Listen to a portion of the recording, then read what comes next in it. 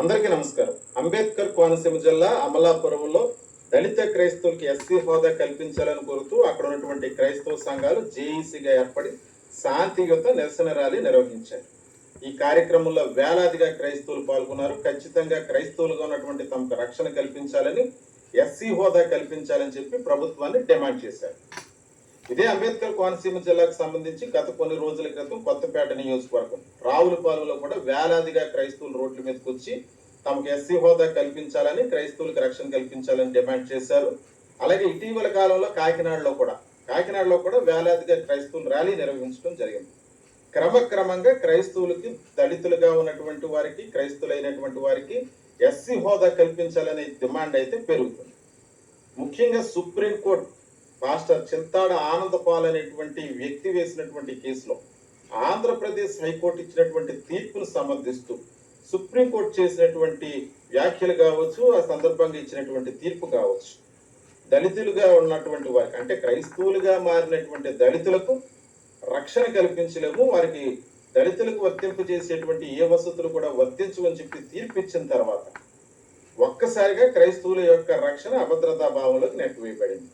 1950 presidential order ప్రకారం దళిత క్రైస్తవులకు SC హోదా కల్పించబడదు, వాళ్ళకి రక్షణ కల్పించలేమని చేసినటువంటి వ్యాఖ్య. 1950 ప్రెసిడెన్షియల్ యాక్ట్ ప్రకారం అప్పుడున్నటువంటి రాష్ట్రపతి బాబు రాజేంద్ర ప్రసాద్ గారు హిందువులుగా ఉన్నటువంటి దళితులకు మాత్రమే రిజర్వేషన్లు వర్తిస్తాయి, క్రైస్తవులుగా మారితే వర్తించమని చెప్పలేదే, హిందువులుగా ఉంటే మాత్రమే వర్తిస్తున్నారు. కానీ కాలక్రమంలో 1950 ప్రెసిడెన్షియల్ ఆర్డర్ మారింది. 1956 సంవత్సరం వచ్చేటప్పటికి సిక్కులుగా మారినటువంటి దళితులకు రిజర్వేషన్లు కల్పించారు, ఎస్సీ హోదా కల్పించారు. అలాగే 1990కి వచ్చేటప్పటికి అదే ప్రెసిడెన్షియల్ ఆర్డర్ మారింది. ఇప్పుడు బౌద్ధులుగా ఉన్నటువంటి వారికి ఎస్సీ హోదా కల్పించారు. కానీ ఇన్ని సంవత్సరాలైనా క్రైస్తవులుగా మారినటువంటి వారికి, ముస్లింలుగా మారినటువంటి వారికి మాత్రం ఎస్సీ హోదా కల్పించడానికి అంగీకరించట్లేదు. ఎందుకు? క్రైస్తవులు ఎక్కడి నుంచైనా వలస వచ్చారా ఈ దేశానికి? ఈ దేశంలో దళితులుగా ఉన్నటువంటి వారు 98% క్రైస్తవులుగానే ఉన్నారు. క్రైస్తవులుగా ఎందుకు మారారు? దళితులుగా ఉన్నప్పుడు వారిని సామాజికంగా, మతపరంగా, సాంఘికంగా అంటరాని వారిగా వివక్ష చూపించారు, గుళ్ళోకి రానివ్వలేదు కాబట్టి వారు క్రైస్తవులుగా మారారు. ఆ సమయంలోనే వారిని ఆదరించినటువంటి కొంతమంది దళితులు ముస్లింలుగా మారారు.